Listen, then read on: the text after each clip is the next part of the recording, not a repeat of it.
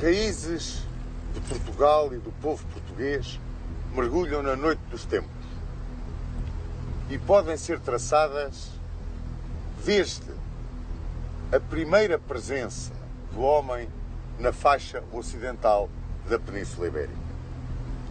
Daí podemos agarrar nessas origens e levá-las, através dos tempos, às serranias onde os lusitanos mostraram ao Império Romano que aqui habitava um povo que amava profundamente o seu torrão e tinha um sentimento imenso de independência e de liberdade.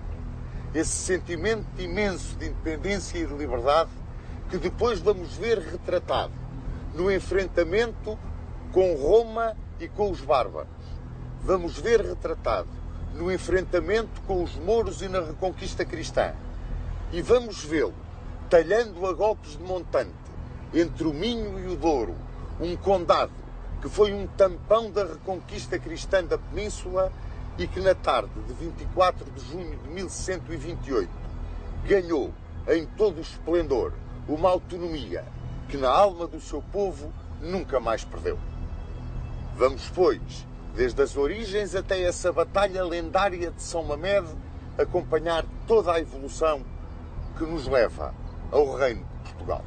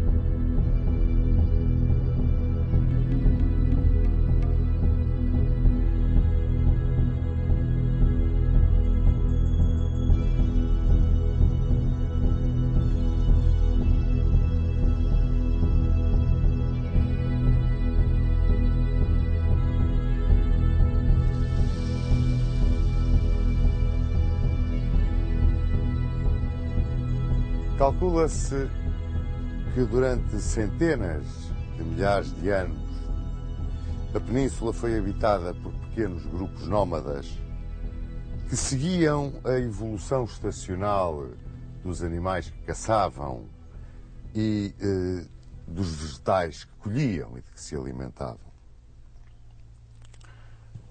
Durante um longo período de hominização e de evolução técnica e cultural, estes grupos foram talhando, traçando vários caminhos dentro da península. Podemos dizer que, de uma forma geral, escolhiam para viver os vales dos grandes rios, as zonas onde lhes era mais fácil encontrar água e onde os animais mais facilmente iam beber e onde as plantas mais facilmente cresciam. De uma forma geral, pode-se dizer que, na época chamada do Paleolítico Inferior, 1 milhão a 100 mil anos antes de Cristo, em que o domínio do chamado Homo antecessor, o homem da pedra lascada, que fazia os seus utensílios em grandes blocos de pedra depois com o Homo de Heidelberg, que construiu o machado de pedra, o machado de mão. O homem teve um princípio de evolução que o levou até ao período do Paleolítico Médio. Este período que vai até 40.000 a.C. é dominado pelo homem de Neandertal. E o homem de Neandertal já consegue fabricar utensílios a pedra em ponta e é o primeiro que se dedica a uma certa cultura funerária. No Paleolítico Superior, com o Homo sapiens, já muito parecido connosco, praticamente igual. A evolução dá-se no sentido de se começarem a verificar as primeiras manifestações artísticas, as primeiras pinturas rupestres e um incremento da cultura funerária. Quando se entra no epipaleolítico, que vai até cerca de 5.000 a.C., o homem começa a diminuir os seus utensílios naquilo que se chama o microlitismo. Começa a tentar polir a pedra e, embora habitando nas grutas, há a ideia de que ele talvez se tenha começado a juntar nos diferentes grupos de homens. Em Portugal, é nesta altura que o homem vai quase ao estuário do Tejo e em Muge se encontram os grandes concheiros, que são talvez os restos da sua dieta de moluscos, com que ele complementava a sua alimentação. O homem entrava assim no período do Neolítico. O período do Neolítico, o período da pedra polida. Este período em que o homem se começa a sedentarizar, a domesticar os animais, a tomar o controle do cultivo dos cereais, sobretudo do trigo e do centeio, e que leva a que a sociedade se comece a formar em núcleos muito reduzidos, mas que se baseavam numa necessidade comum de segurança e bem-estar.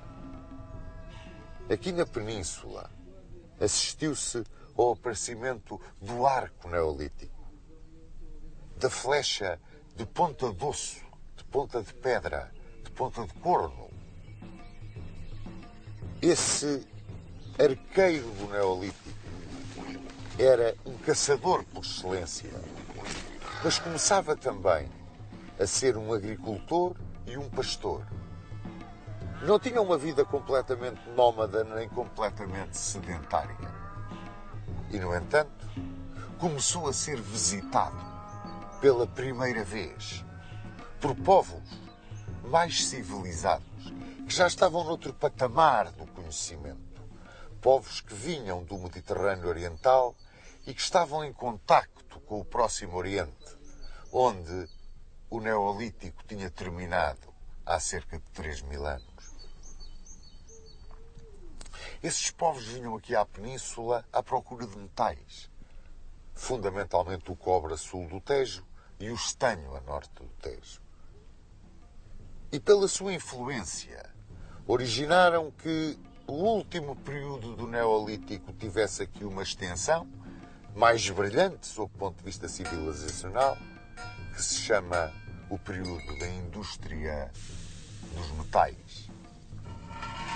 Este período da indústria dos metais divide-se em duas grandes áreas.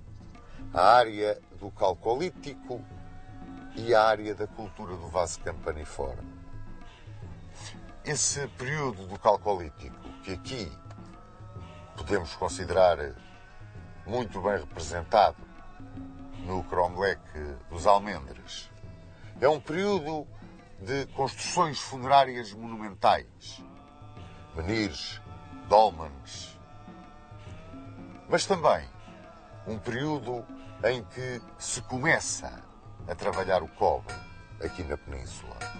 É um período que faz o transbordo para a parte mais brilhante do final do Neolítico, neste período da indústria dos metais, que é o período do vaso campaniforme, a cultura do vaso campaniforme. De qualquer forma, aproximamos-nos do ano 1000. Estamos perto de entrar na Idade do Bronze. Aqueles que visitam a Península têm aqui, nos vales dos rios sobretudo, verdadeiras cidadelas, onde guardam os minerais e onde guardam muito do cereal que também negociam com os peninsulares. Hoje em dia pode-se considerar que os habitantes iniciais da Península vieram de 3 regiões: do Cáucaso, do centro da Europa e do norte da África, e que aqui se juntaram e se misturaram. Chamaram-lhes os iberos. Pensa-se que por a grande parte deles ter vindo dessa região do Cáucaso chamada Ibéria, aqui estiveram durante a Idade do Bronze, até que por volta de 800 a.C., nesses 800 a.C., em que os indo-europeus, a quem chamavam os celtas, passaram as 2 brechas pirenaicas e entraram na Península, com a entrada da Idade do Ferro na Península, os celtas é que trouxeram a Idade do Ferro para a Península. Primeiro houve uma repulsa, mas depois juntaram-se, aglutinaram-se, formaram uma entidade, chamados os celtibéros. Essa entidade celtibérica que entra na Idade do Ferro é aquela que está mais arraigada às origens do povo português. Os celtibéros começaram a ser visitados primeiro pelos fenícios, que vinham da sua colónia de Tiro. A seguir aos fenícios vieram os gregos. Esses já começavam a negociar também no campo dos cereais, importavam o nosso trigo, o nosso centeio. Vieram muito ao Vale do Tejo. Muitas tribos dos povos peninsulares começaram a viver nos sítios altos, em pequenas aldeias chamadas castros, fortificadas. Uma vida agropastoril extremamente dura. Os cartagineses que para aqui vieram começaram a substituir os fenícios como negociantes. Mas durante as guerras púnicas encontraram na Península um manancial para reforçarem o seu potencial humano. E não só. Daqui levavam soldados, daqui levavam cavalos. Quando os cartagineses entraram num contacto mais profundo com os povos peninsulares, podemos dizer que os povos peninsulares se encontravam divididos em 2 grandes grupos. Os edetanos, de uma origem ibérica e que habitavam na costa mediterrânica e no sul, e os peledanos, de origem mais indo-europeia e que habitavam na fachada ocidental e no norte. Nestes peledanos, na fachada ocidental, vivendo uma cultura castreja, duros, tenazes, estavam os lusitanos. E esses, sim, são os nossos mais antigos parentes.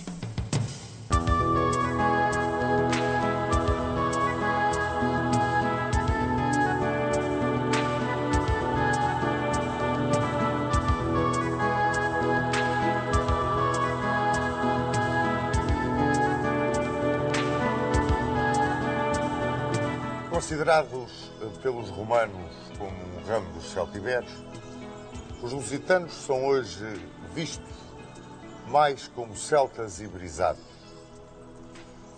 Viviam naquilo que é hoje o território de Portugal, com uma fronteira sul que estava bem definida ao longo da linha do Tejo, ao ocidente do Oceano Atlântico, a oriente estendia-se o seu território até aos contrafortes da Serra de Gredos, mas para norte a fronteira não estava muito bem definida. Há quem a marque ao longo da linha do Douro, há quem a leve quase até ao Cantábrico. Neste território, os lusitanos viviam divididos em 30 tribos e foram os mais avessos à entrada do domínio romano na Península Ibérica. Eram um povo de pastores, mas também um povo de guerreiros. O seu sentimento de independência era extremamente forte. Estes lusitanos eram extremamente frugais, praticamente não comiam carne e pouco vinho bebiam. Bebiam sim uma espécie de cerveja.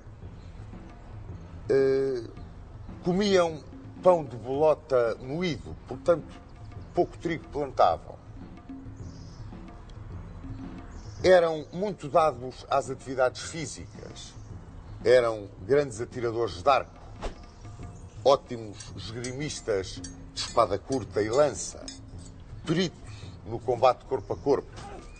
E o que desfaz um pouco a ideia de que eles eram montanheses é que estavam habituados ao combate e eram especialistas no combate montado e em espaços muito abertos. É engraçado que, vivendo aqui junto do Atlântico, não eram um povo ribeirinho. Eles não usavam o salmarinho, usavam a salgema. E, praticamente, a sua rudeza levava-os a viver nos pontos importantes, em pequenas aldeias fortificadas, a que chamavam os castros. De uma forma geral, elegiam os seus chefes entre os melhores guerreiros e distinguiam-se os chefes dos demais membros da tribo porque usavam nos braços umas argolas, a que os romanos chamavam vírias. Daí, aos chefes lusitanos, de uma forma geral, eles chamarem os viriatos. Dentre os viriatos, houve um que se destacou, e destacou-se à roda do ano 150, 148 a.C. Foi o homem que conseguiu fazer frente a Roma, ganhar contra Roma e procurar uma aliança dos demais povos peninsulares contra a ocupação romana. A ocupação romana começou à volta de 219 a.C. e vem na sequência das guerras púnicas. É sabido hoje que tropas lusitanas estiveram no exército de Aníbal Barca na Batalha de Trébia e que o acompanharam na invasão de Itália. Inicialmente, os romanos na península tinham tido uma entrada relativamente pacífica e tinham conseguido, através da negociação, da aceitação do comércio, de uma captação cultural, tinham conseguido, de uma forma relativamente pacífica, entrar junto de grande parte dos povos da península, sobretudo daqueles da fachada mediterrânica. Mas com os lusitanos as coisas foram diferentes. Aí, 50 anos antes de aparecer Viriato, destacam os romanos dois líderes lusitanos. Um foi Púnicos, outro foi Césaros, contra quem os romanos tiveram que travar grandes combates. Vinha-lhes daqui a fama de guerrilheiros, porque em caso de derrota refugiavam-se nas montanhas, no território de Portugal, sobretudo na Serra da Estrela, onde eram temíveis na guerra de guerrilha. A primeira ação de Roma, que consegue congregar muitas das vontades das 30 tribos dos lusitanos, deveu-se ao pretor Sérvio Sulpício Galba. Sérvio Sulpício Galba, curiosamente, foi o homem que no Senado disse que aqui nos confins da península havia um povo que não se governava nem se deixava governar. E que esse povo eram os lusitanos. Sérvio Sulpício Galba conseguiu, até certo ponto, controlar a situação militar com as tribos lusitanas e ofereceu-lhes um acordo de paz. Os lusitanos teriam que se dividir em 3 agrupamentos, que seriam reunidos em 3 locais distintos, entregariam as suas armas e as melhores terras ser-lhes iam entregues para eles se deixarem daquela vida, segundo Galba, de banditismo e latrocínio em que andavam envolvidos. Assim que os apanhou, foi um massacre. E desse massacre salvou-se o tal Viriato, que iria passar à história como o grande líder dos lusitanos. Começou por revoltar as tribos que estavam na margem direita do Tejo, que se estendiam até ao chão sagrado da Serra da Lua, que é a Serra de Sintra. É curioso aqui acrescentar que os lusitanos eram politeístas, mas tinham um deus superior que era Endovélico. Precisamente o santuário de Endovélico era na Serra da Lua, na Serra de Sintra. A revolta das tribos dirigidas por Viriato foi um sursum corda para os lusitanos. Viriato era um guerreiro de tal forma excepcional que os romanos chamaram-lhe o Aníbal Bárbaro. Tinha diferentes formas de combater. Tanto podia, dentro de uma clássica maneira de combater dos lusitanos em caso de derrota, recorrer à guerrilha nas regiões mais elevadas, como era um excepcional líder de cavalaria, como usava vários artifícios, digamos, militares para conseguir as suas vitórias. Roma mandou contra ele grandes generais. Um deles, Caio Lélio, foi vencido num grande combate com cavalaria. É engraçado verem que um dos campos de batalha favoritos dos lusitanos era na Bética, na atual Andaluzia, entre Sevilha e Carmona, ali numa zona extremamente aberta, extraordinariamente plana, onde se podem empregar grandes massas de cavalaria. E os lusitanos eram peritos no combate a cavalo. Combatiam 2 homens em cima de cada cavalo. Um era, por assim dizer, o transportador até ao campo de batalha, o outro saltava, armado de espadas ou lanças curtas, e conseguiam, num movimento de vai e vem, desarticular as rígidas formações da legião romana. Foi o que sucedeu com Caio Lélio. Outro grande chefe romano que veio à península foi Caio Nigídio. Para aí houve uma receita diferente. Em Viseu existe a Cova de Viriato, pois nessa Cova de Viriato seria um antigo acampamento romano.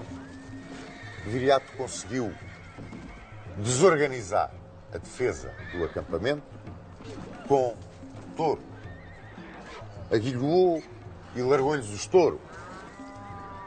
Como talvez o grande general que Roma mandou contra Viriato, que foi Quinto Fábio Mácio Emiliano, irmão de Cipião, foi vencido na Serra da Estrela numa tremenda emboscada montada por Viriato.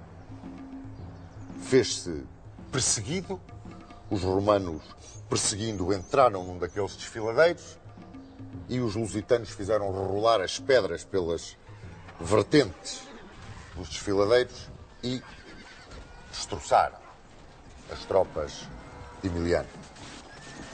Depois da sua vitória sobre Quinto Fábio Máximos Emiliano, que foi a mais brilhante de todas as suas campanhas, Viriato venceu ainda Serviliano, mas perante a força de Roma, sobretudo perante a força das legiões de Servílio Cipião e de Marco Pompílio, Viriato teve que assinar a paz.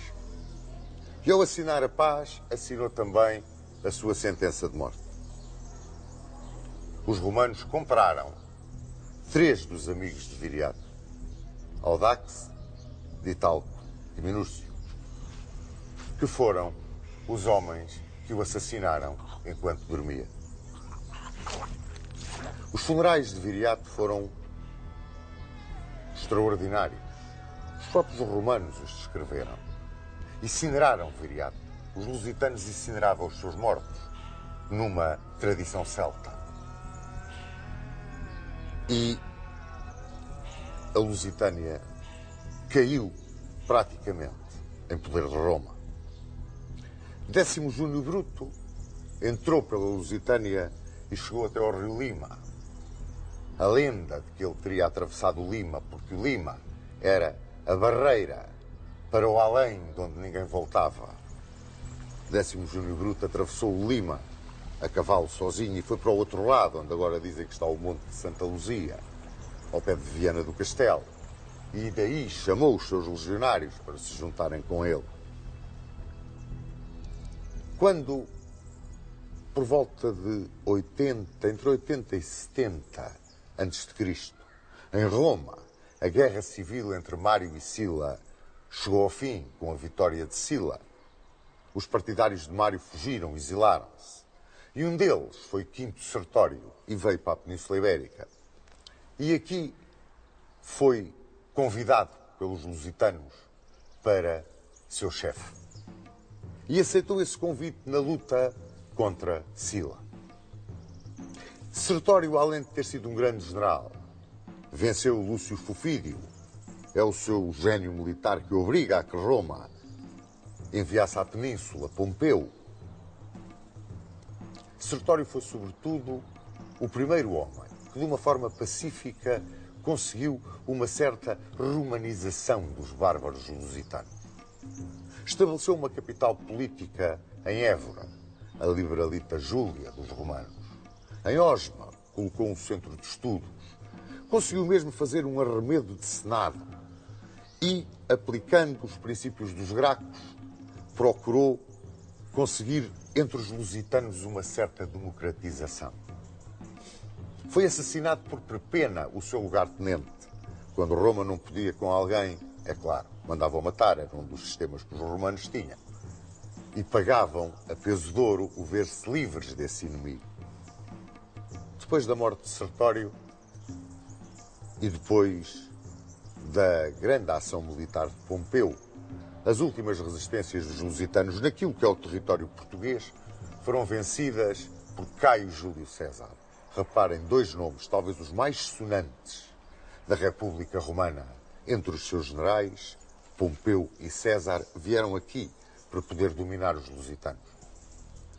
E a última resistência, que naquilo que é o território de Portugal, os lusitanos terão apresentado a Roma, apresentaram-na nas Berlengas. Depois, já em 19 depois de Cristo, a última das últimas resistências foi a do Castro de Medúlio, junto do Rio Minho, mas aí já era insignificante a resistência dos lusitanos. Pacificada a Península, a Hispânia Ulterior e a Hispânia Citerior, as diferentes províncias, a Tarraconense, a Galécia, a Bética, a Cartaginense e a Lusitânia, que tinham então fronteiras perfeitamente definidas. A Lusitânia foi dividida em 3 conventos. Era uma organização administrativa de Roma.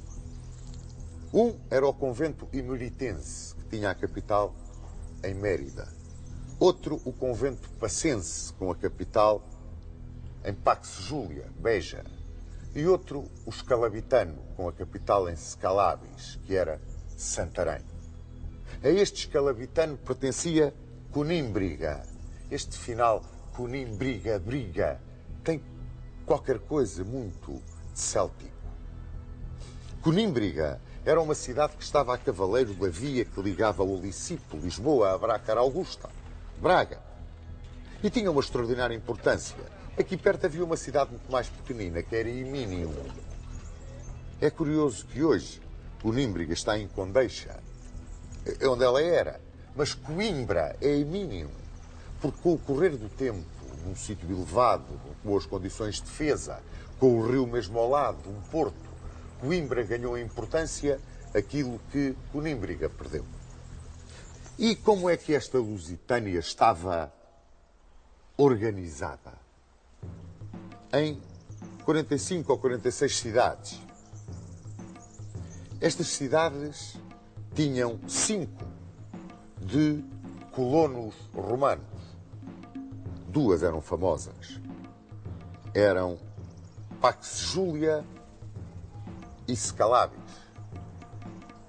Tinham uma cidade que tinha um município romano, ou Licipo, Lisboa.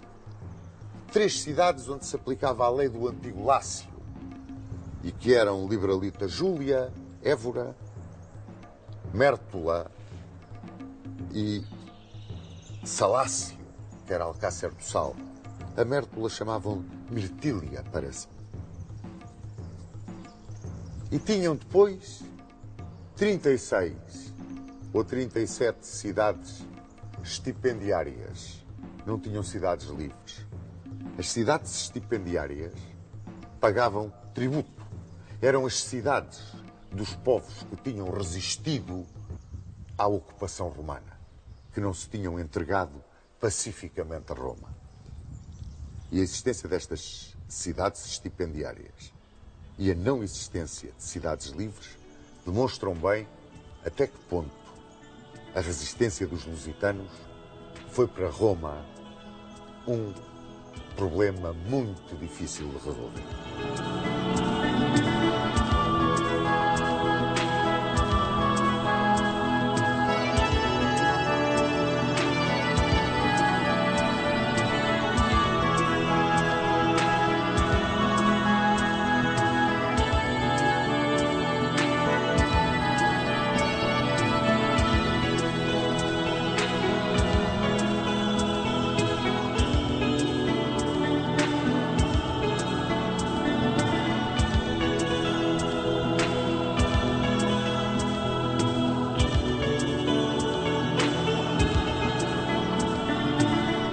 Com a vitória de Roma, a península foi pacificada, latinizou-se e começou a viver a sua vida como uma província imperial. Assim, acompanhou esse mesmo império na sua glória, na sua tragédia, nas suas vitórias, nas suas derrotas. Assistiu à sua partição entre Império Romano do Oriente e Império Romano do Ocidente. Viu como o cristianismo iluminava Roma, mas ao mesmo tempo lhe destruía, por assim dizer, a sua força de trabalho, a sua economia no combate que fez à escravatura. E também assistiu à corrupção, ao luxo desmedido, às ambições políticas, aos jogos, aos assassinatos, a tudo aquilo que conduziu, afinal de contas, ao diluir, ao enfraquecer e, por fim, à queda do próprio Império. Em 410, os bárbaros de além Reno e além Danúbio tinham a sua coroa de glória na entrada de Alarico, em Roma, pela Porta Salária, perto das termas de Caracalla, e o saque da grande capital imperial. Depois foi uma enxurrada de povos que entraram em todas as províncias do Império. E aqui em 411, na Península Ibérica, entraram os alanos, os vândalos e os suevos. De todos eles, só os suevos conseguiram estabelecer alguma estrutura semelhante a um Estado. Estabeleceram um reino que tinha como capital Braga e que abarcava grande parte da Galiza e descia um pouco até sul do Rio Douro, entrando na velha Lusitânia. E consideram muitos historiadores que esta descida além Douro foi um dos primórdios da nacionalidade portuguesa. No entanto, guerreavam-se estes bárbaros entre si. Deixaram a península completamente arrasada. Sobreviveu, no entanto, a instituição religiosa. A Igreja sobreviveu com a sua força extraordinária. Ela que tinha toda a Hispânia romana povoada de paróquias, sobreviveu ao impacto dos bárbaros. E tão forte era a sua estrutura, tão forte era a comunicação que tinha com as populações hispano-romanas, que pela sua maior cultura, por outro grau de civilização, assimilaram os próprios suevos. E os suevos latinizaram-se, em certa medida, e cristianizaram-se. E ganhava a Igreja uma força imensa. Em 416, por causa dessas guerras entre os bárbaros, Honório, imperador de Roma, encarregou Ataúlfo, o sucessor de Alarico, de vir reconquistar a península na condição de federado ou aliado. Ataúlfo entrou na península. Rapidamente os visigodos venceram os alanos e os vândalos. E cerca de 554, Atanagildo estabeleceu a sua capital em Toledo. Em 585, venceram os suevos definitivamente. Foi Leovigildo quem venceu os suevos e procurou uma certa identidade para o nascente reino visigótico e quis basear essa identidade no fator religioso. Simplesmente, o cristianismo dos visigodos era ariano e encontrou uma resistência, uma oposição tenaz por parte do catolicismo que vigorava entre os hispano-romanos e mesmo os suevos que tinham sido assimilados. Foi o filho de Leovigildo, Recaredo, quem conseguiu fazer essa identificação através do vetor religioso, ao converter ao catolicismo ele próprio, rei, e os visigodos. E a partir daqui começaram a contar com o completo apoio da Igreja.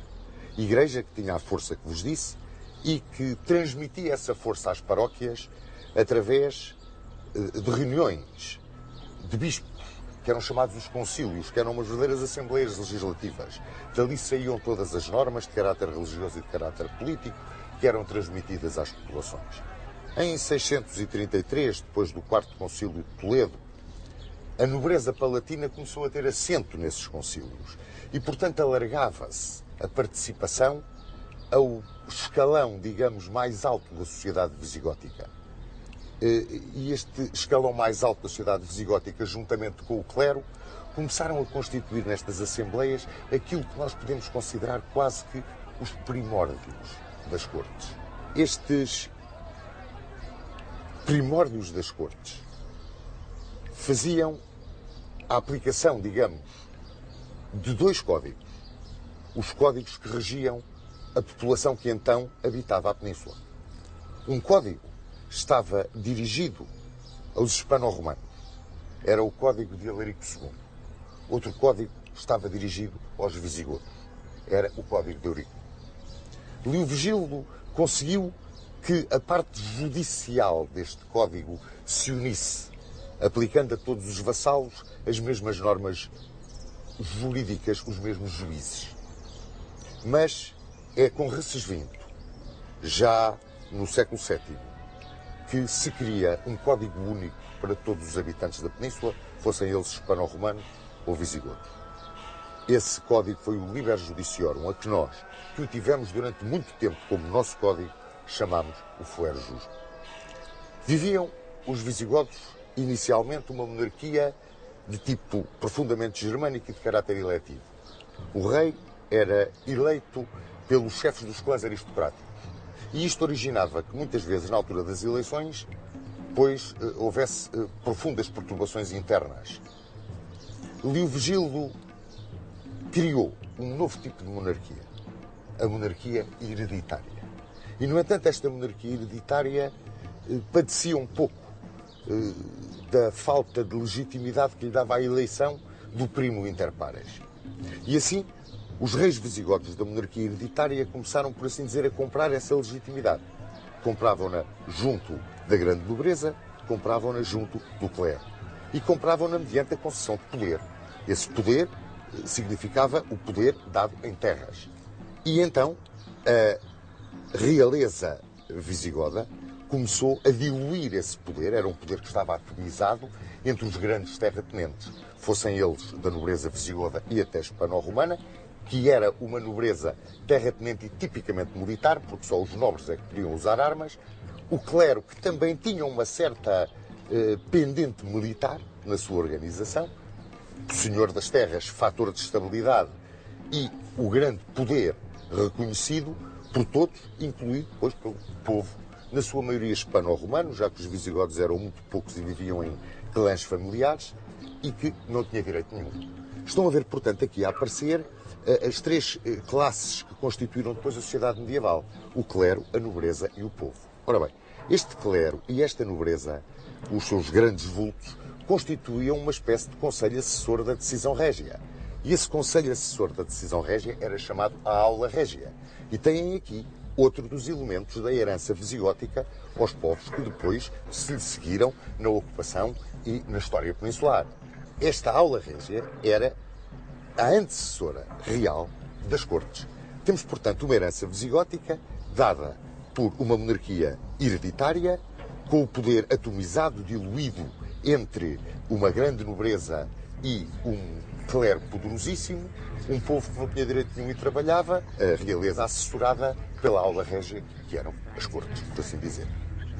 Bom, esta instabilidade que se criava, porque ao atomizar o poder criou-se a instabilidade dos nobres e do clero entre si chocarem por privilégios e por quererem muitas vezes derrubar a própria monarquia, derrubar a própria dinastia que reinava, e isso sucedeu no século VII ao ponto de haver inúmeros regicídios, numa época que ficou conhecida pelo nome de Morbus Gotorum. Esta instabilidade tinha fatalmente que se refletir na vida e na duração do próprio Império Visigótico. Escolhemos para falar do Império Visigótico precisamente aqui, a Capela de São Frutuoso de Montélio, porque é uma das poucas relíquias que restam em território português da presença dos visigodos. Essa presença que foi apagada quando, sucedendo a Vamba, subiu ao trono Witiza. E das lutas precisamente que se travavam entre muitas vezes o rei e a nobreza, e entre a nobreza entre si.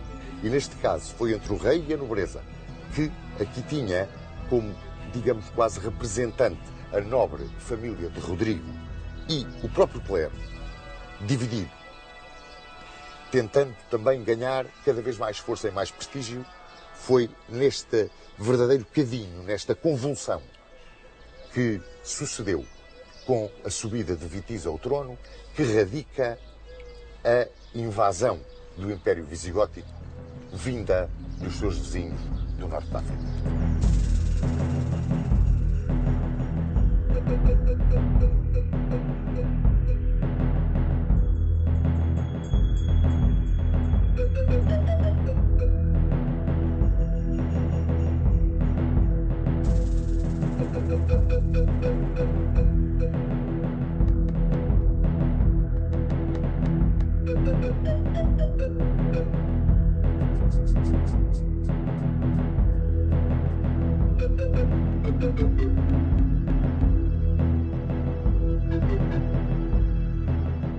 Os primeiros relatos que nós temos da chamada campanha do Guadalete vêm na crónica Silêncio e na crónica Rutense. Referem os agravos que Witiza, rei dos visigodos, fez à estirpe de Rodrigo. E Rodrigo foi quem lhe sucedeu no trono, derrubou Vitiza, prendeu, mandou-lhe arrancar os olhos. Era uma prática que os visigodos tinham nestas ocasiões. Perseguiu os filhos, a nobreza sua amiga, ao ponto dos filhos de Vitiza e os nobres que se opunham a Rodrigo pedirem o apoio dos muçulmanos do outro lado do estreito. Governava aí a cidade de Ceuta o conde Julião. E o conde Julião também tinha grandes razões de queixa de Rodrigo, que tinha violado uma filha e não tinha querido casar com ela. Portanto, quer de um lado, quer do outro do estreito, havia um grande ódio e uma grande vontade de derrubar Rodrigo. E essa vontade vinha ao encontro da vontade dos muçulmanos, que havia muito tempo sonhavam com ocupar, conquistar o Andaluz, que era a maneira como eles chamavam a Península Ibérica, o Andaluz. Era então governador Musa ibn Nusair, era o governador árabe do norte da África. Tinha durado, pois desde o início da pregação de Maomé na Península Arábica até ao século VIII, 80 anos, foi quanto levou aos muçulmanos para se estenderem até à costa atlântica do Atlas marroquino. E os revoltosos contra Rodrigo pediram a intervenção de Musa no Andaluz. Assim, em julho de 710, a primeira expedição de guerreiros muçulmanos contra Algeciras que saquearam acabou no reconhecimento da região para uma invasão de maior dimensão. E essa invasão teve lugar também em julho de 711 e foi comandada por Tariq ibn Ziyad. A esquadra de Tariq passou o estreito, desembarcou em Algeciras, as forças concentraram-se no Calpe. A partir daí passou a chamar-se Gibraltar, Gerb al-Tariq, o rochedo de Tariq, e marcharam contra as forças de Rodrigo. Os visigodos e os muçulmanos focaram nas margens do rio Guadalete. Este rio Guadalete que aqui passa, e nem a crónica silense nem a crónica rotense dão com certeza histórica o local da batalha. Calculam os historiadores que ela se tenha travado a algures entre Medina Sidónia e Puerto de Santa Maria, aqui na zona onde nos encontramos. E essa batalha foi uma batalha que durou, a campanha, durou 8 dias. E segundo a crónica silense, na batalha decisiva, no auge da refrega, as forças visigodas que eram comandadas pelos filhos de Vitiza e pelo bispo Opas viraram-se contra Rodrigo. Portanto, foi uma ação conjunta dos muçulmanos, de Tariq e dos próprios visigodos revoltados contra Rodrigo, que levaram à derrota visigoda na Batalha de Guadalete. Não se sabe do destino de Rodrigo, mas segundo a crónica rotense, teria sido, muito depois, século XI, localizado o túmulo de Rodrigo em Viseu. Ora, depois da Batalha de Guadalete, a ocupação da península, a ocupação do Andaluz, pelos muçulmanos foi muito rápida. Em 719, eles praticamente dominavam toda a Península Ibérica. E entusiasmados com esta vitória, invadiram a Gália. E em 732 foram derrotados por Carlos Martel na Batalha de Poitiers e regressaram ao seu Andaluz, à Península. E o Andaluz passou a constituir uma província pertencente ao Califado de Damasco. Ora, quando as lutas internas do Califado de Damasco atingiram o auge, o derrubo da dinastia Omeia, subiu ao poder a dinastia dos Abássidas e a capital mudou de Damasco para Bagdá, na península, o último dos Omeias, Abdurrahman I, pois proclamou o Emirato Independente do Andaluz. Com o andar do tempo, em 929, Abdurrahman III declarou o Califado de Córdoba, um califado glorioso, um dos mais gloriosos do mundo islâmico em toda a sua história. E este califado durou até que as disenções internas o cindiram nos reinos de taifas. Ora bem, logo a seguir à derrota de Poitiers, segundo uns, ainda um pouco antes da derrota de Poitiers, segundo outros, existia nessa parte do andaluz que não estava sujeita à força da islamização. A islamização, aqui como um pequeno detalhe, a islamização foi geralmente pacífica, porque para aqueles que aceitavam o domínio muçulmano, os muçulmanos eram muito brandos, respeitavam-lhes a religião, as instituições, as tradições, e portanto essa islamização não foi violenta. Mas na zona do Cantábrico e em alguns vales pirinaicos reuniram-se grupos de resistência hispano-romano-godos, e o mais importante deste grupo de resistência tinha a sua capital em Cangas de Onis. E aí se terá formado o núcleo fundador do Reino das Astúrias. E o primeiro rei desse Reino das Astúrias foi Pelágio. Ora, também segundo a crónica rutense e a crónica silense, aí entre 718 e 740, eles não dão bem uma data certa, os muçulmanos de Abdulaziz terão atacado essa resistência de Pelágio.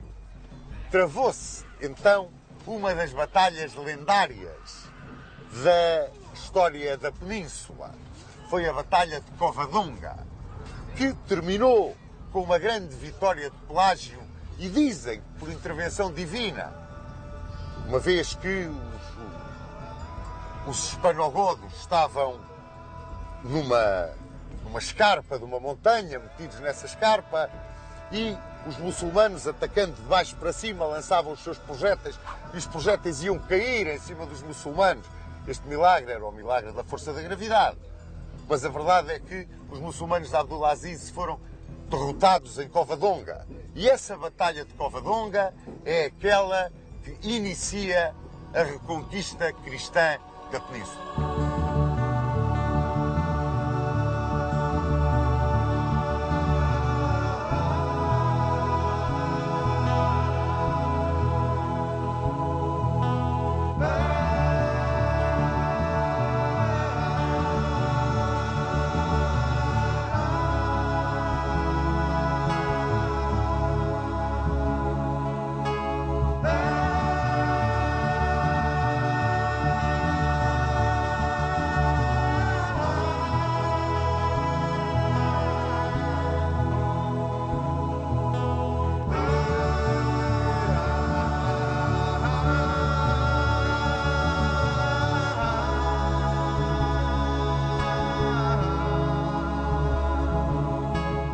Vencedor em Covadonga, Pelágio iniciou a monarquia asturiana. A minúscula monarquia cristã das Astúrias, herdeira das tradições e das leis visigóticas. E Pelágio levou-a mesmo até às suas origens, ao reinstaurar o caráter eletivo da realeza. A ele sucedeu Fafila, e a Fafila um homem extraordinário. Sucedeu-lhe um homem verdadeiramente extraordinário, que foi Afonso I. Afonso I foi o verdadeiro reiniciador, o verdadeiro iniciador da reconquista cristã. Foi ele quem começou a fazer profundas incursões no território muçulmano.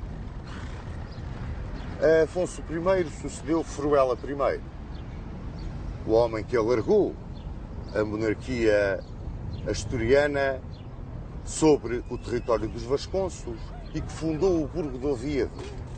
E a monarquia asturiana passou a ter o nome de monarquia de Oviedo. É mais ou menos por esta altura que no andaluz sucedem os confrontos civis, que são o reflexo das lutas entre Omeias e Abássidas que levaram ao Califado de Córdoba. E neste tempo, uma série de obscuros monarcas reinam em Oviedo, mas vão alargando o território cristão. Temos Bermudo I, Ordonho I, Afonso II e, sobretudo, Afonso III, a quem chamaram o Grande. O homem que leva as fronteiras do Reino de Leão até ao Douro. Quando ele morre em 910, é aí que estão as fronteiras do Reino Cristão, no Douro. E é curioso que depois dele sucedem uma série de pequenas guerras entre os cristãos, mas essas pequenas guerras enfraquecem-nos, e enfraquecem-nos de tal maneira, e são de tal forma um convite aos muçulmanos, que o grande general do Califado, o último grande general do Califado, Almansor, consegue empurrar a fronteira cristã praticamente até às faldas das Astúrias.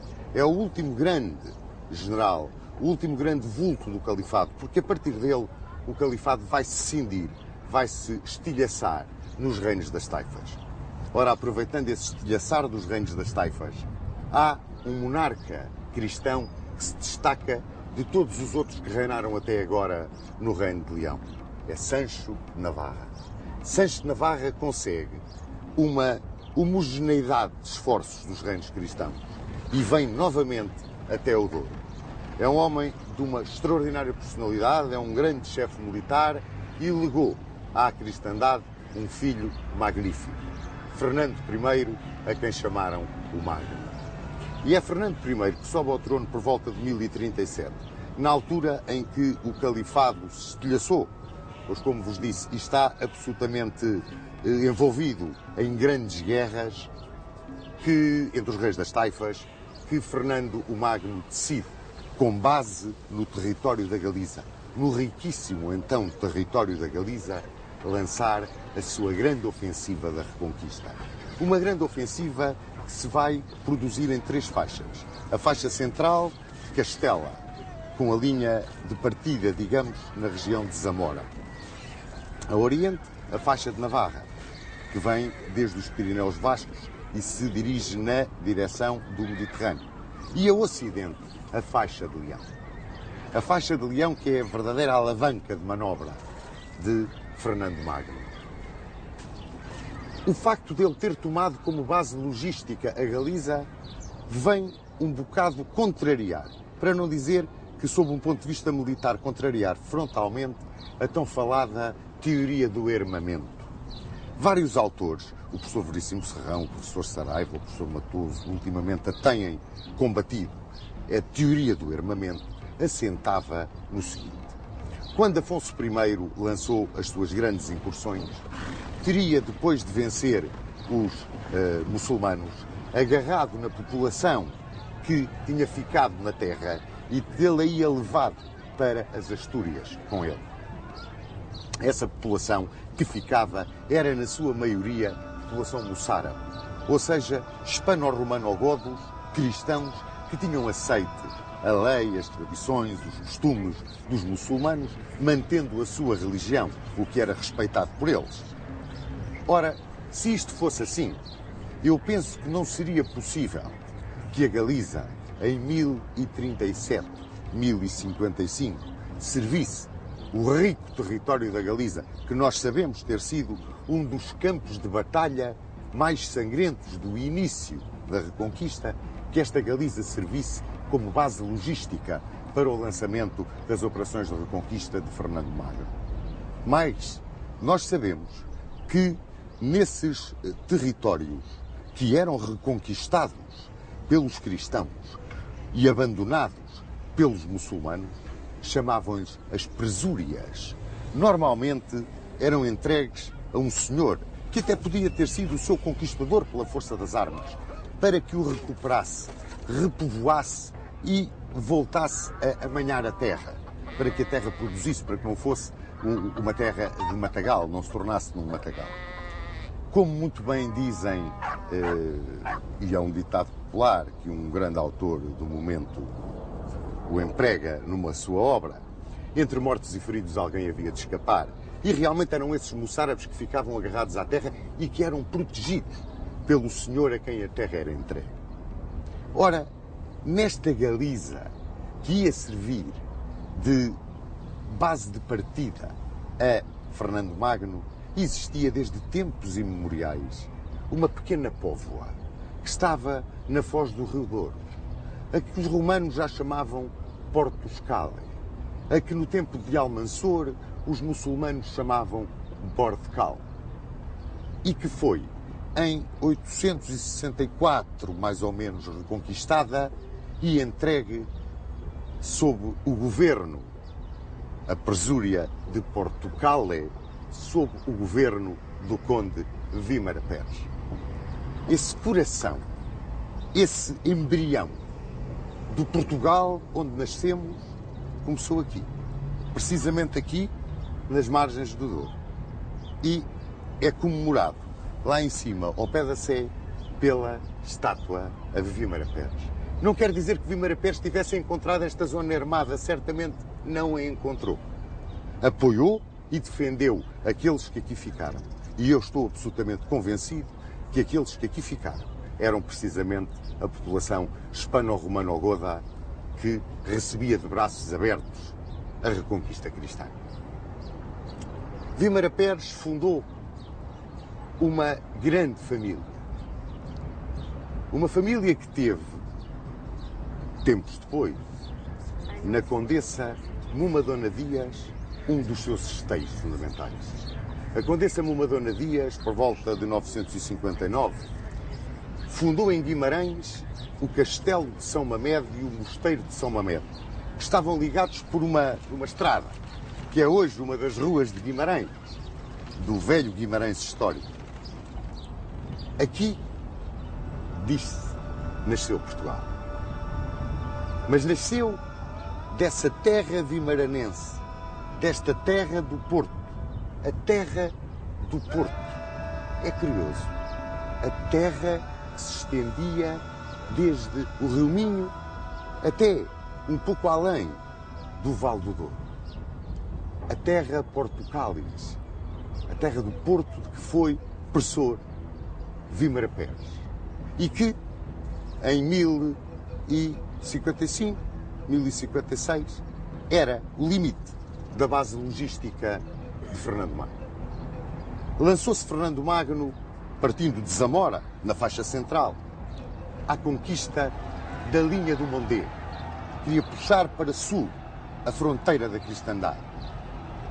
Apanhou Tarouca, Viseu, Lamego e, no início de 1063 ou 1064, recebeu a visita do poderoso senhor de Tentugal, um moçárabe chamado Segenano. Esse poderoso senhor de Tentugal vinha convidá-lo a conquistar Coimbra. Essa terra que já tinha sido dominada pelos cristãos, conquistada e perdida naquele vai e vem das operações da Reconquista, que eu tanto assemelho às ondas do mar a bater na praia. Pois este conde Segenano, este moçárabe, um homem inteligentíssimo, tinha sido vizir, ministro, no divã do rei da taifa de Sevilha. Este homem convenceu Fernando Magno a conquistar a chave da linha do Mondego, Coimbra.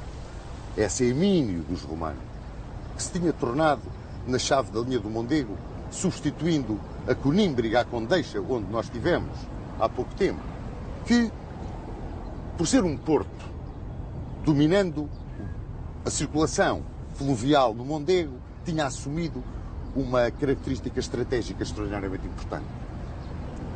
Dizem que Coimbra caiu em poder dos cristãos no dia 25 de julho de 1064 e que imediatamente, Fernando Magno formou com ela uma terra, a zona de Coimbra do Mondego até ao Douro, terra essa que deu ao governo do conde Segenando, a terra de Coimbra. Como vos disse, a norte do Mondego e até ao Minho era a terra do Porto, onde na zona de Guimarães a família de Momadona evoluiu. Momadona, quando fundou o castelo e o mosteiro, já era viúva do conde Hermenegildo Gonçalves. E a família de Momadona evoluiu para se tornar na família Mendes, uma família de grandes tradições na história do condado portucalense e apoiantes confessos de Dom Afonso Henriques. Pois bem, eles eram também muito ligados à coroa de Leão, tinham um grande poder político, sucediam-se hereditariamente na chefia do condado e eram quase independentes. Há também autores que consideram esta âncora de Portugal como uma das razões da independência, do espírito de independência dos portucalenses. Com a terra do Porto, que estava então entregue a Múnio Hermiges, e a terra de Coimbra, entregue ao conde Segisnando, Fernando Magno formou a terra portucalense. Corria o ano de 1064 e estavam lançadas as raízes do nosso querido Portugal.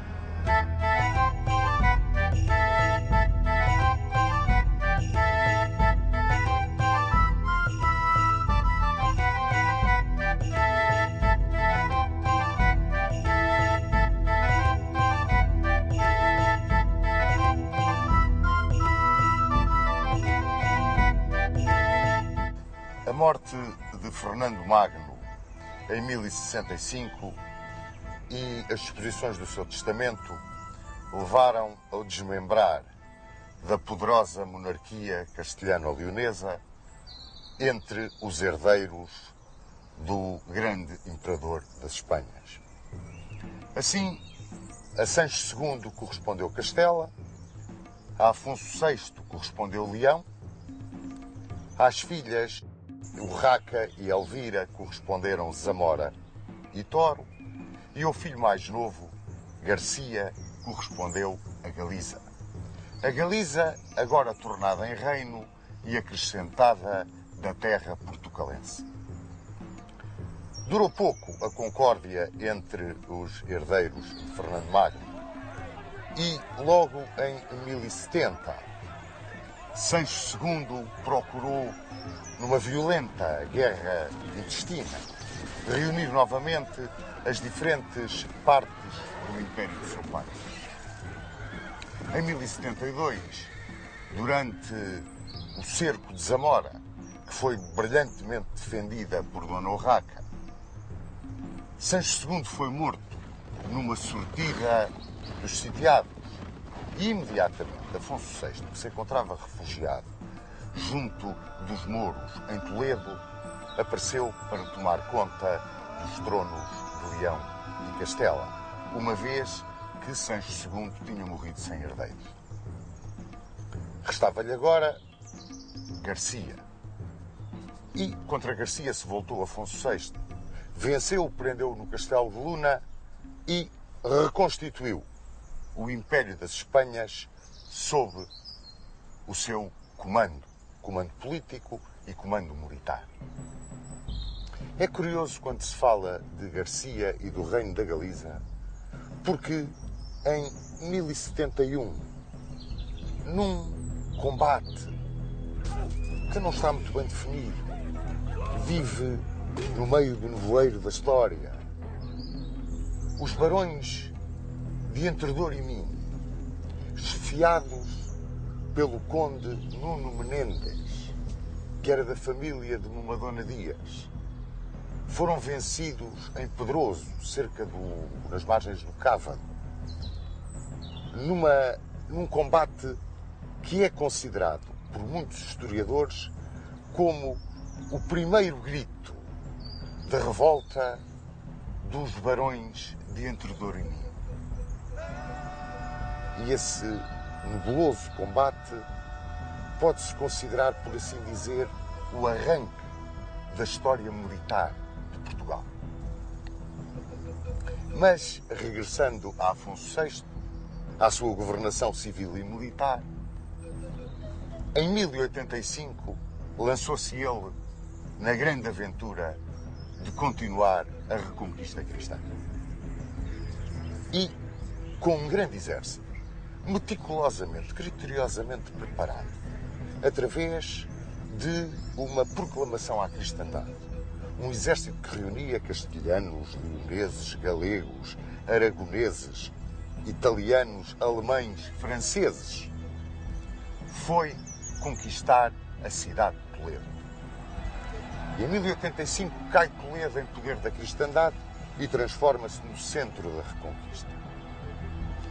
Foi por esta altura que entre os cavaleiros franceses que vieram apoiar Afonso VI, se diz que veio Dom Raimundo de Borgonha. Dom Raimundo de Borgonha, que era sobrinho do grande abade dos abades, Hugo de Cluny, um amigo muito chegado de Afonso VI. Ora, a seguir à sua vitória de Toledo, Afonso VI lançou a reconquista em duas direções. Uma em direção a Valência, comandada por Álvaro Fanhas, e outra em direção a Sevilha, comandada por ele próprio. Os divididos reinos das taifas, que se guerreavam entre si a todo o momento, uniram-se face ao inimigo comum e pediram a intervenção dos almorávidas do norte da África. E os almorávidas vieram em socorro dos mouros do Andaluz.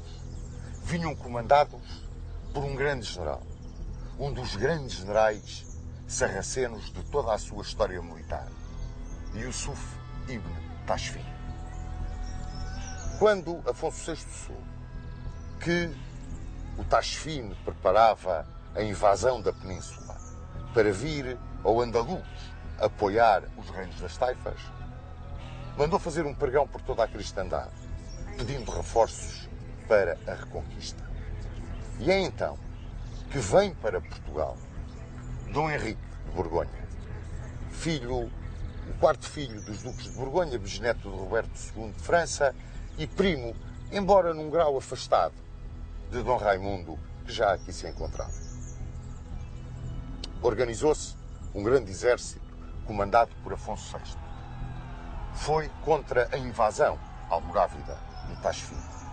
Mas em 25 de outubro de 1086, nos campos de Zalaca, cerca de Badajoz, o exército cristão foi completamente trucidado.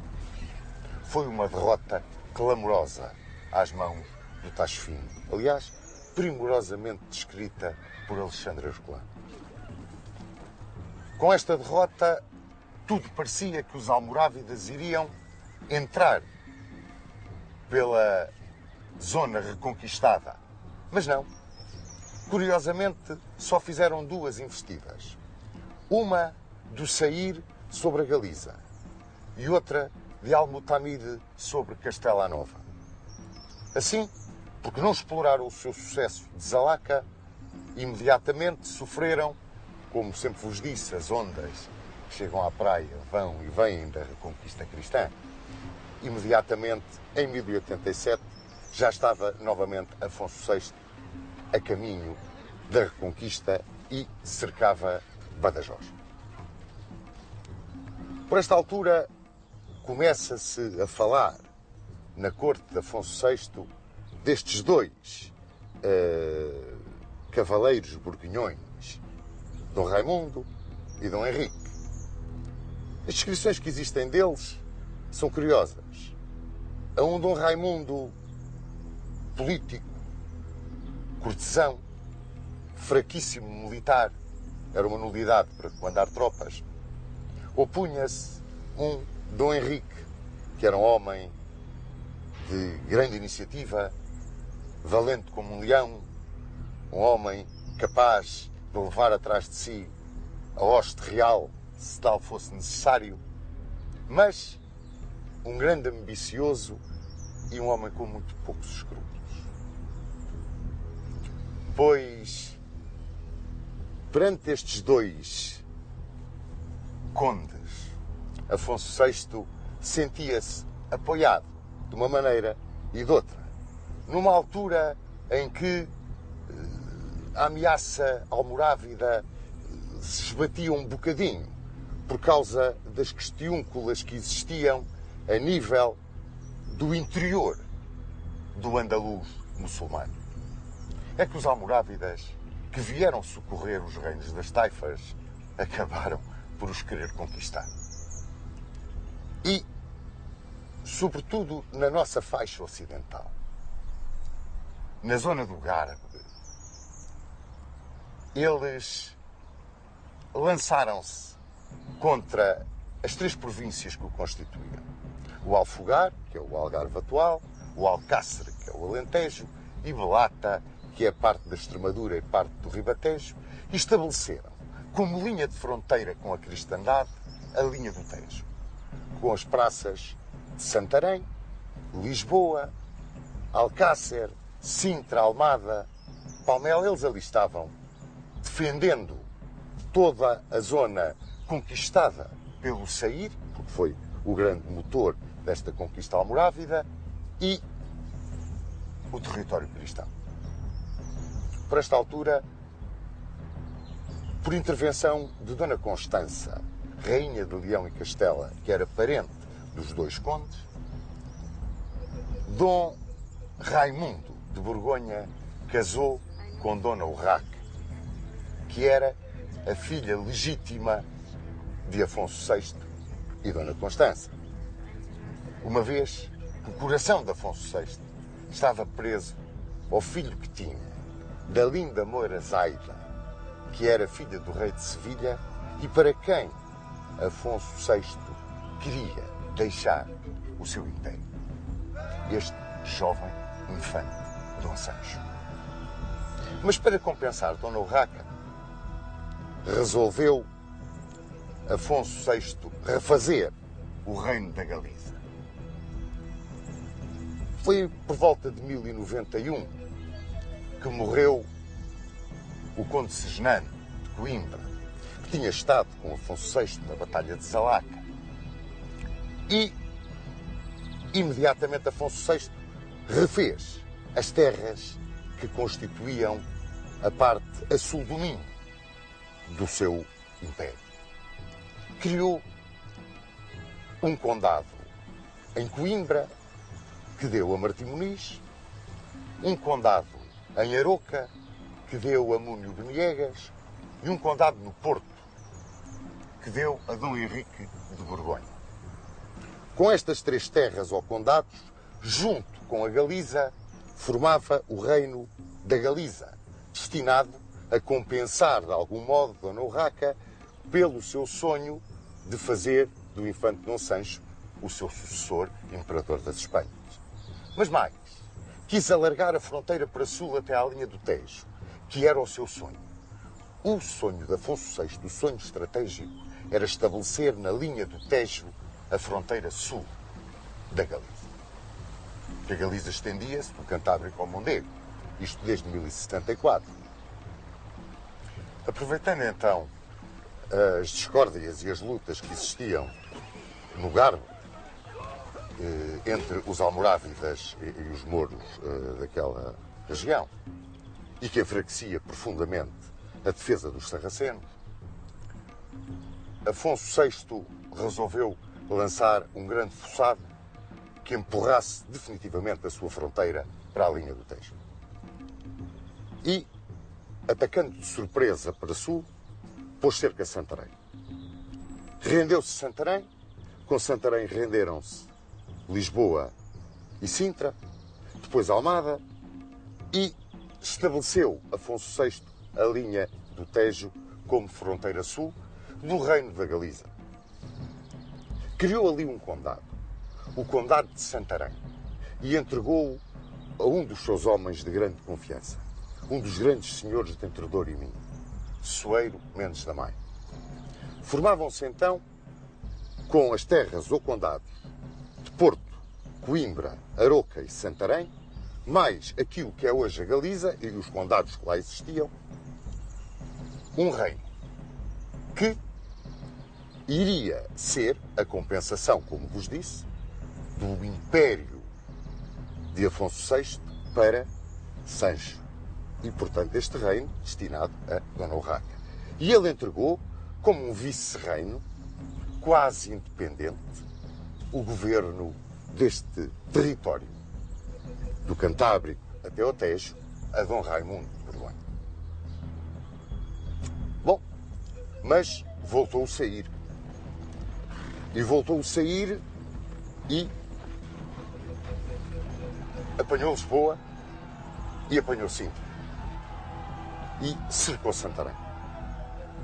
E imediatamente, para reconquistar a linha do Tejo, uma poderosa hoste comandada por Dom Raimundo de Borgonha, onde ia um troço de tropas do Condado do Porto, comandadas por Dom Henrique, que então tinha casado com a filha bastarda de Afonso VI e da Muniones Ximena Núñez, ou Muniones, que se chamava Dona Teresa ou Dona Tareja. Com essa força veio Dom Raimundo de Borgonha para repor a fronteira na linha do Tejo. Por questões de caráter tático, o sair levantou o cerco de Santarém, na altura em que as tropas cristãs entraram pela zona do Garbo dentro e vieram acampar sob os muros de Lisboa. Mas o sair regressou a Lisboa. E a derrota de Dom Raimundo foi total. A sua inépcia como comandante foi completa. E destacou-se, a cobrir a retirada daquele desastre, Dom Henrique de Borgonha.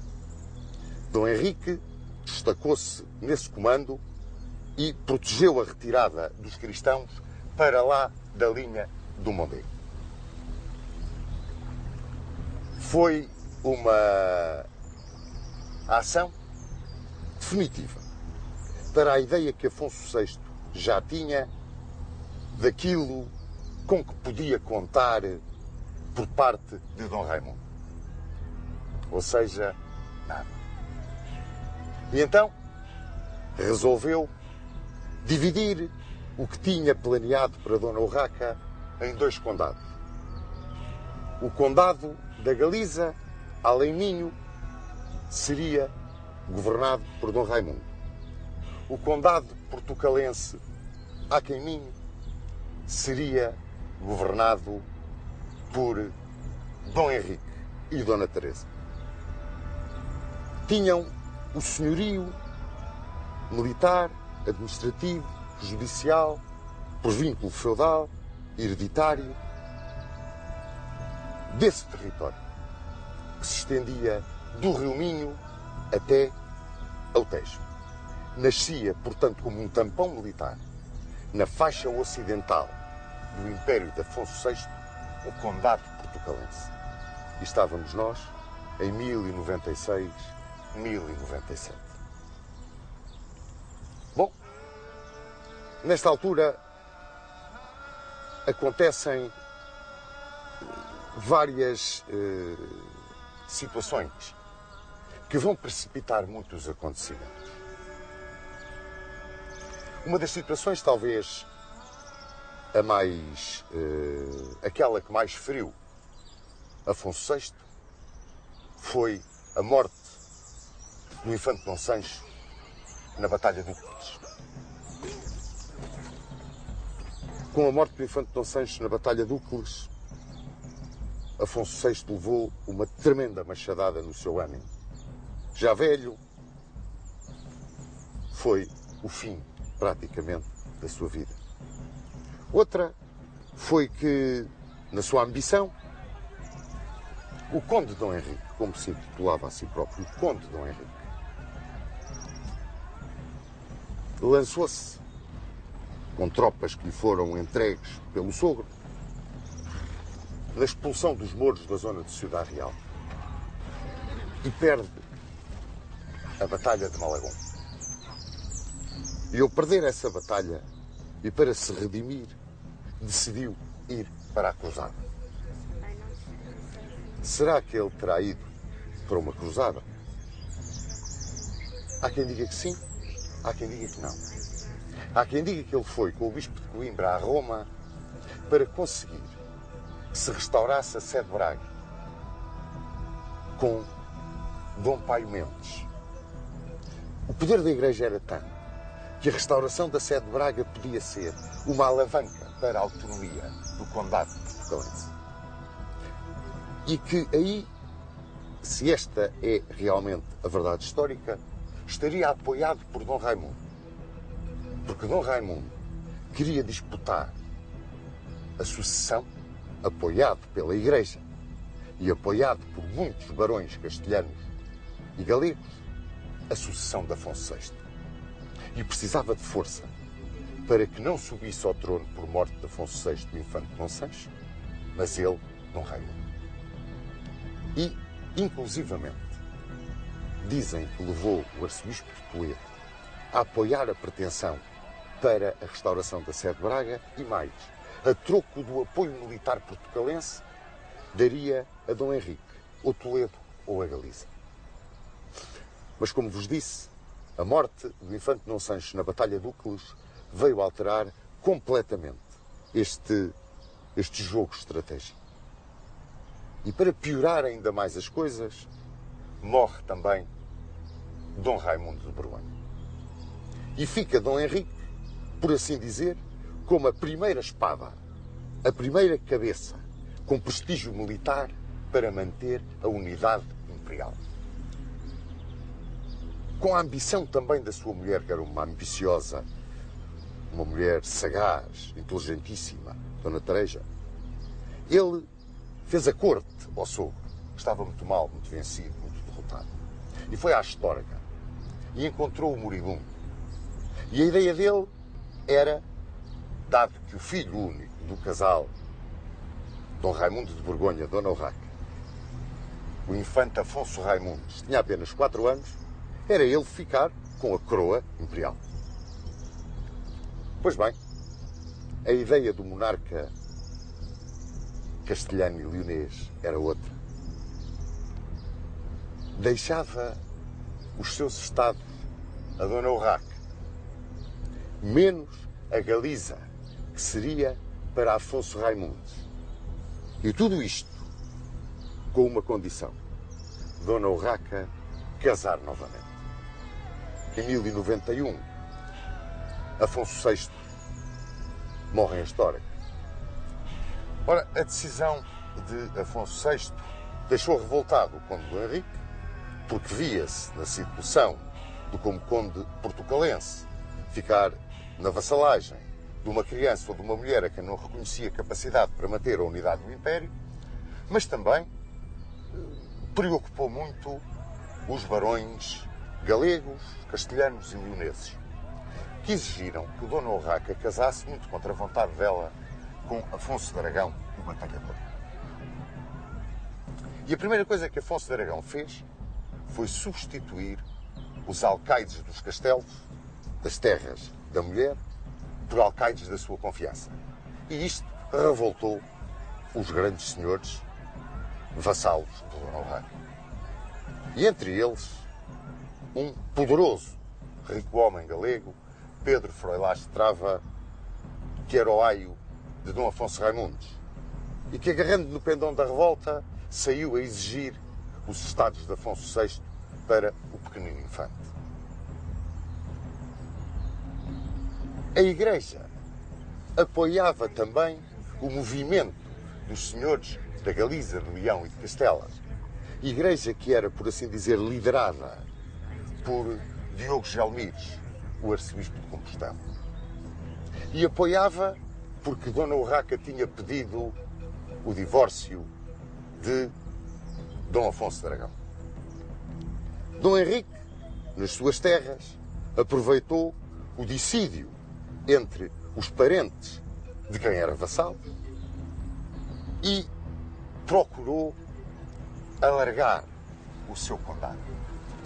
E fê-lo, ora apoiando Dona Urraca, ora apoiando Afonso de Aragão, metendo-se em todas as pelejas, metendo-se em todas as questões, e lá ia vivendo naquele turbilhão em que se estava a tornar o antigo Império de Afonso VI.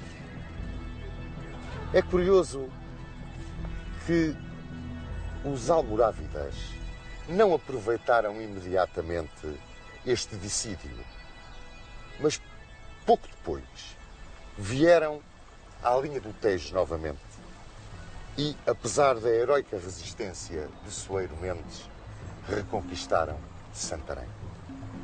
E a linha do Tejo passou a constituir não uma fronteira dominada pelos cristãos, mas uma fronteira dominada pelos almorávidas. E, portanto, uma base de partida para um avanço até ao Mondego. Nestas lutas entre Dona Urraca e Afonso de Aragão, Afonso de Aragão foi cercar a Astorga e Dona Urraca, com o apoio de Dom Henrique e de Dona Teresa, cercou Penafiel. E caiu Penafiel.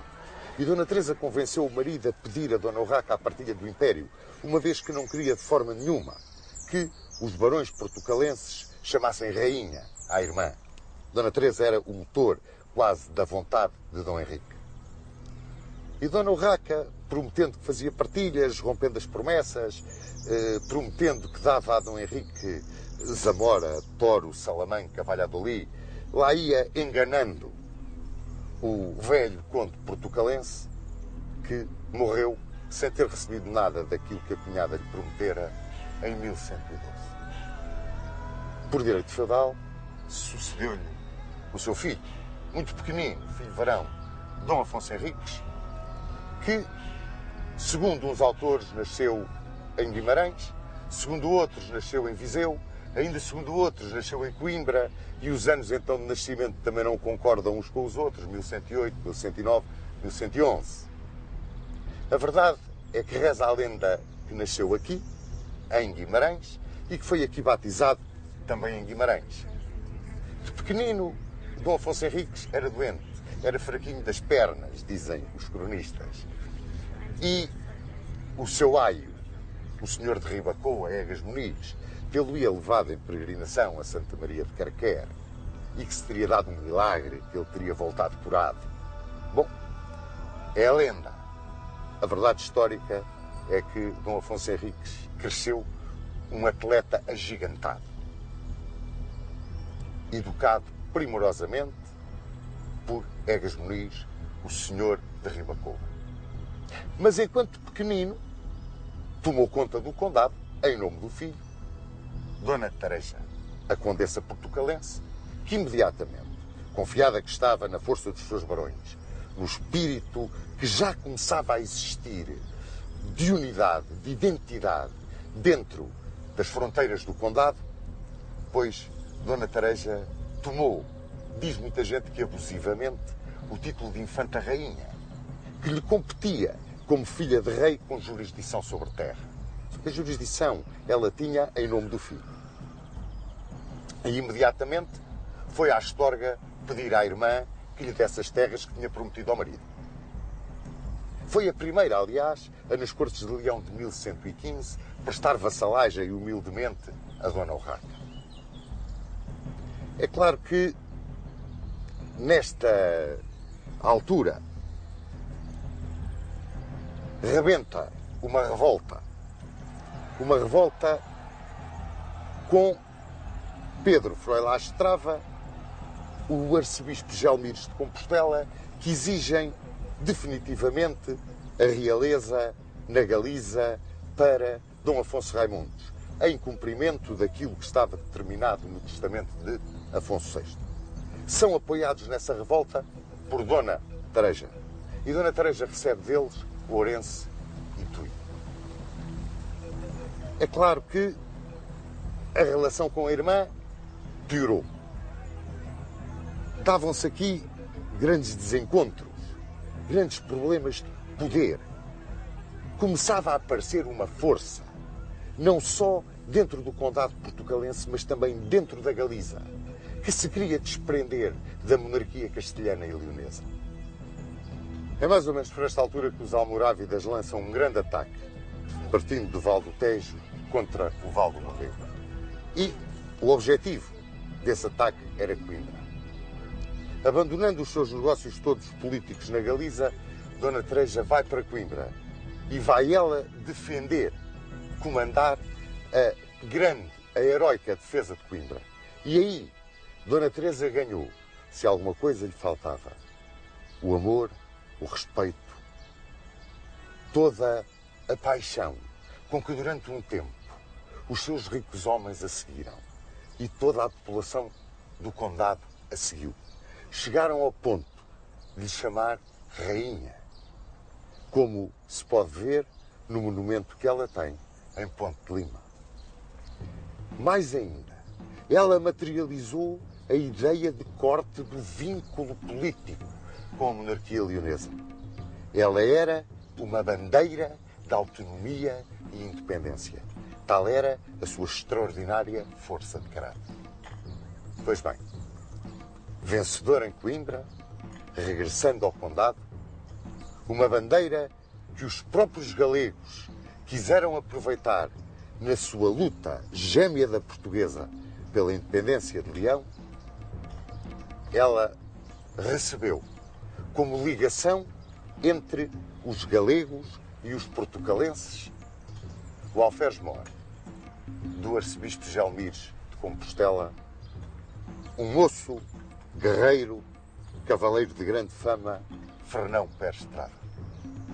Era esse o enviado dos galegos para vir para junto dos portucalenses como uma ligação, quase nessa conspiração que havia para cortar os vínculos com o Reino de Leão. E Dona Teresa apaixonou-se por Fernão Pérez Estrada. E a verdade é que Fernão Pérez Estrada também se apaixonou por ela. E foi o princípio da perdição da condessa portugalense. Rapidamente o tornou no governador do distrito do Porto.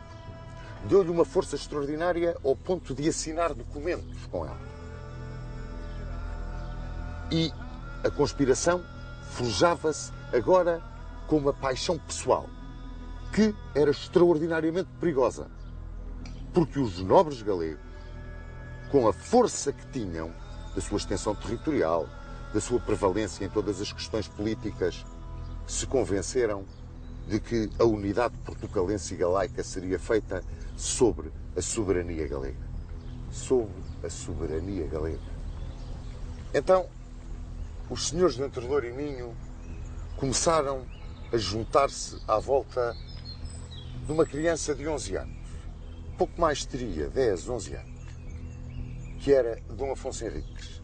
Viam nele a grande esperança da ruptura dos vínculos com Leão, de uma autonomia e de uma independência que não os levasse imediatamente a seguir a cair sob a soberania da Galiza. Este movimento que via em Afonso Henriques essa bandeira, escolhia o homem certo, educado por Egas Muniz.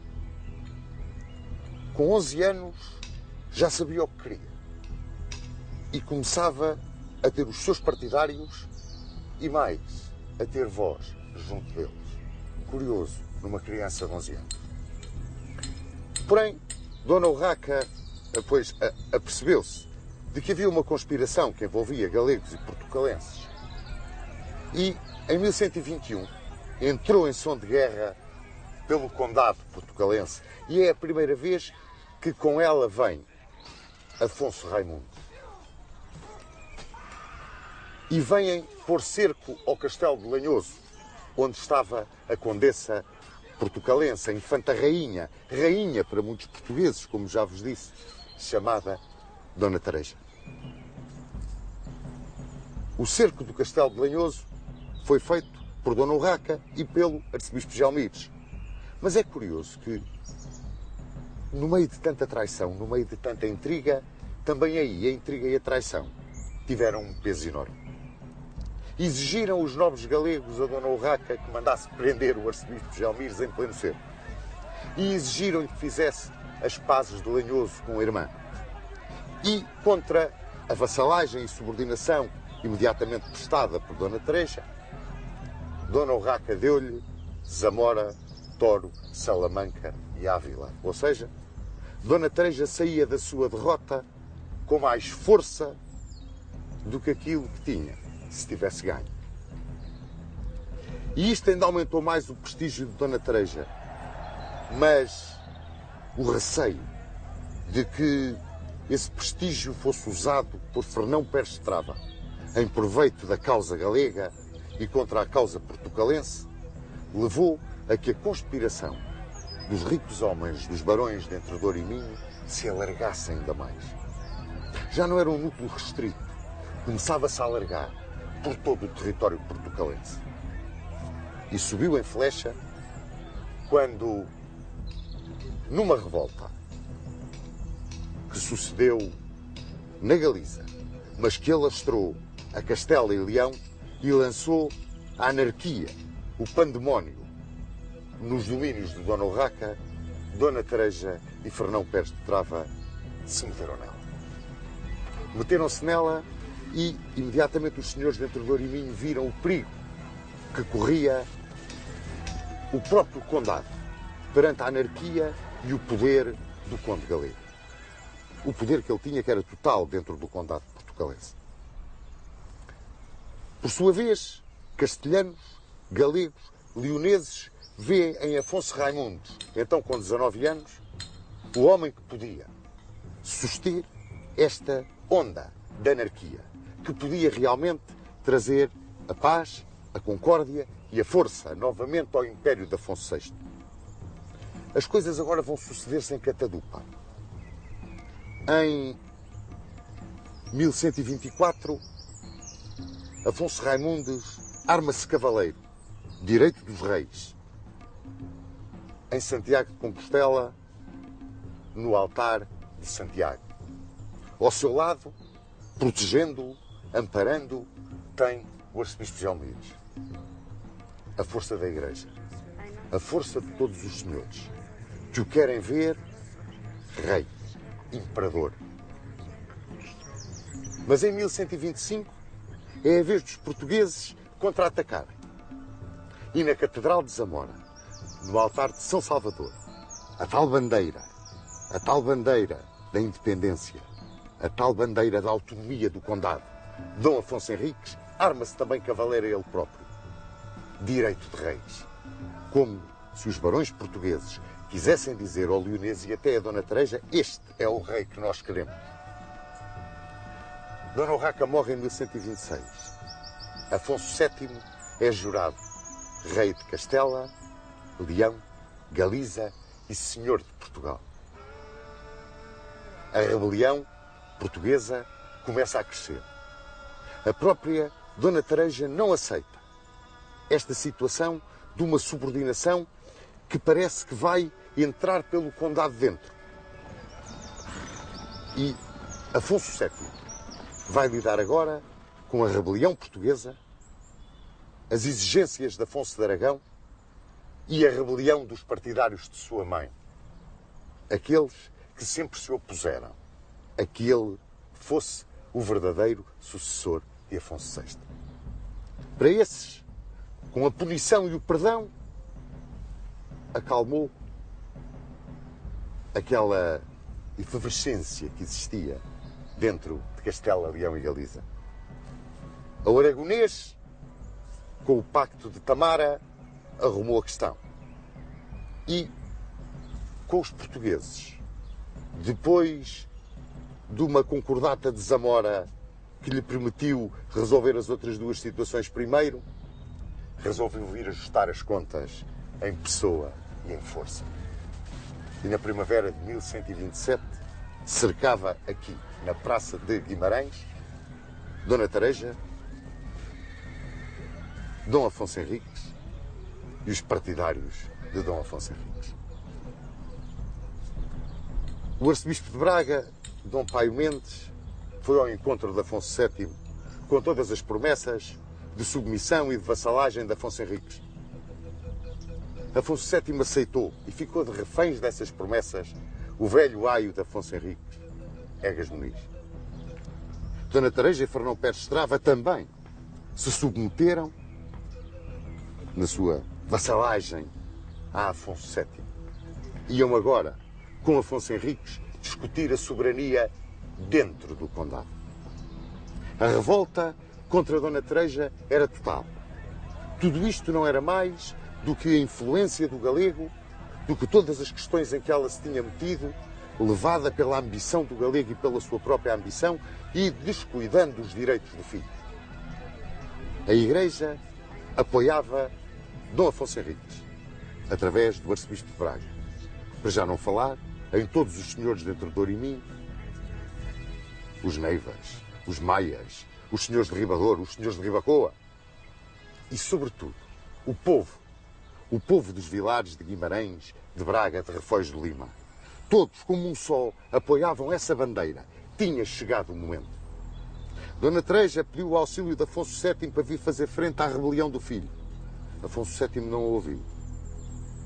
E ela e Fernão Pérez de Trava levantaram a hoste dos seus partidários, na maioria galegos, e vieram contra Guimarães.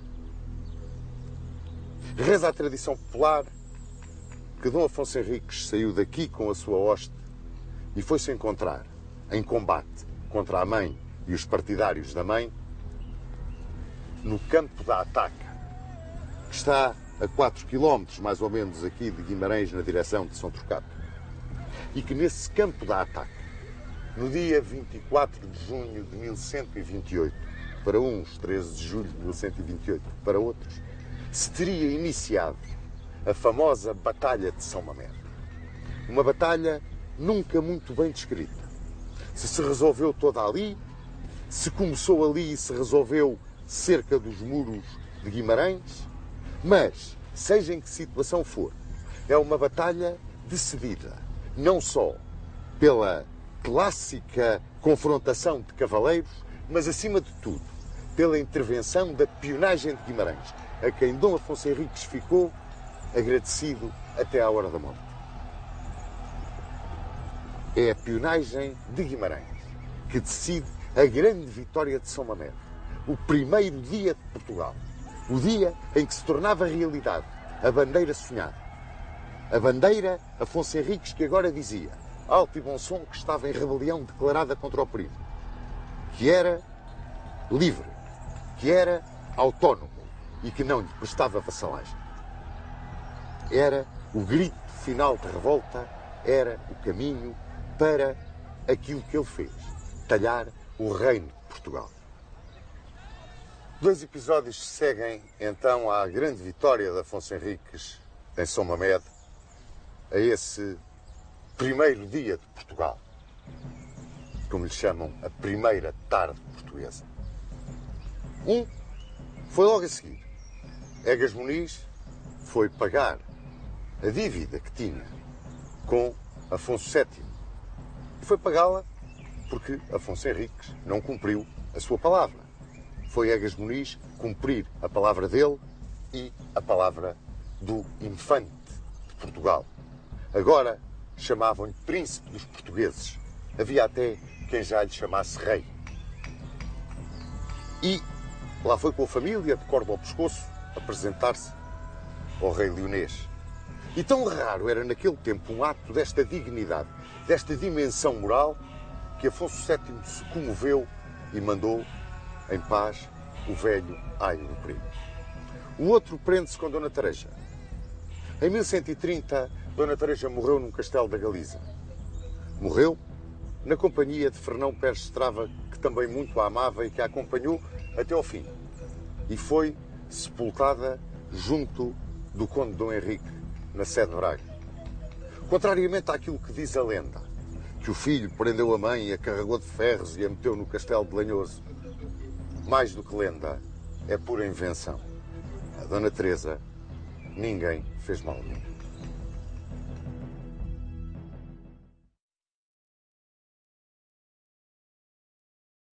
Gostaríamos de saber a opinião do Sr. Dom Duarte acerca do período histórico que medeia entre a chegada a Portugal do Conde Dom Henrique e a Batalha de São Mamede. Esse período que se convenciona chamar do Condado Portucalense. Estou convencido que, de algum modo, o nascimento de Portugal como nação era indispensável, porque é uma herança do reino suevo. Os suevos nunca aceitaram o seu domínio pelos visigodos, quando foi das invasões, chamadas invasões bárbaras, e depois a ocupação islâmica, mas que manteve, no fundo, a identidade dos vários povos. Os muçulmanos eram muito poucos, árabes e berberes eram poucos, e tinham um poderio militar e uma organização, mas do ponto de vista numérico não eram muitos. Mesmo aquela parte da população que se converteu ao Islão por uma razão de interesses, de vantagens, rapidamente voltaram ao cristianismo depois da Reconquista. Por isso, nesse sentido, voltou outra vez os sentimentos e as tradições anteriores voltaram à superfície. Onde foi realmente uma falha histórica foi ter ficado separado Portugal da Galiza. O Sr. Dom Duarte falou de Dom Afonso Henriques, a quem os almorávidas, sobretudo, chamavam o pérfido galego, vindo ao encontro daquilo que o Sr. Dom Duarte acaba de dizer. E o Ibn Eric. O Ibn Eric. E Dom Afonso Henriques, figura marcante ainda antes daquilo que se convencionou chamar a data da independência de Portugal, e que pertence, portanto, ao reinado de Dom Afonso Henriques. Mas, como chefe de Estado, Dom Afonso Henriques começa a sua vida em 1128, na Batalha de São Mamede, depois da Batalha de São Mamede, como chefe de Estado. A posição crítica de Dom Afonso Henriques relativamente à mãe e a posição crítica dos senhores de Entre Douro e Minho relativamente ao domínio galego sobre Portugal, eu gostava que o Sr. Dom Duarte nos desse a sua opinião acerca desse período que não é tão bem estudado como nós julgamos hoje em dia na nossa história. Creio que tem também a ver com os dois bispados. Santiago de Compostela e Braga sempre tiveram uma grande rivalidade. Talvez isso justifique esta rivalidade entre as duas regiões. Não é? E, por outro lado, não há dúvida que Dom Afonso Henriques era um burguinhão. E algumas das pessoas que o acompanhavam, etc., vinham diretamente da Borgonha. Curiosamente, eu tenho apontado em França, quando inaugurei um monumento a Dom Afonso Henriques em Versailles, pago pelos nossos imigrantes, eu disse que Dom Afonso Henriques era o modelo do imigrante de segunda geração que teve muito sucesso na vida e que, portanto, não somos só nós a emigrar para lá, também emigraram para cá. E, portanto, nesse aspecto, creio que a história tem que servir também para nos ajudar a compreender a nossa época, para estimular a nossa autoestima, para fazer ver os problemas atuais num relativismo, numa perspectiva, com uma profundidade histórica que nos ajuda a compreender a situação atual. A Batalha de São Mamede, para o Sr. Dom Duarte, o seu avoengo, primeiro rei de Portugal, porque interessa que os nossos seguidores da nossa série saibam que o Sr. Dom Duarte vem em linha direta masculina de Dom Afonso Henriques. Penso eu que é quase um caso único nas casas reais europeias. É. E eu gostava que o Sr. Dom Duarte, não que fizesse uma apologia, mas que nos desse a sua opinião muito sincera sobre essa batalha lendária, que foi a Batalha de São Mamede. O que ela significa para o descendente direto do vencedor da batalha. De facto, é considerado o começo da nacionalidade portuguesa, né? Embora politicamente eu acho que é mais engraçado e mais interessante lembrar o Acordo de Zamora. Porquê?